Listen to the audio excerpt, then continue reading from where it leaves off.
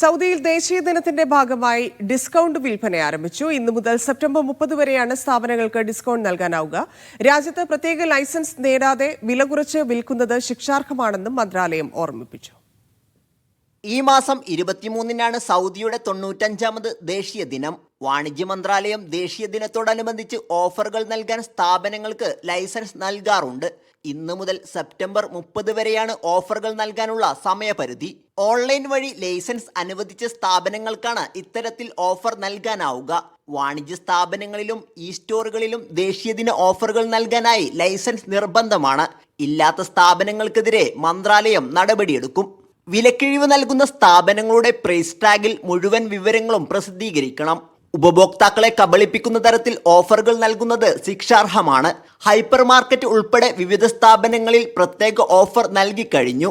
Saudi airlines ഉൾപ്പെടെ സർക്കാർ അർദ്ധ സർക്കാർ സ്ഥാപനങ്ങളും വരും ദിവസങ്ങളിൽ പ്രത്യേക ഓഫറുകൾ പ്രഖ്യാപിക്കും.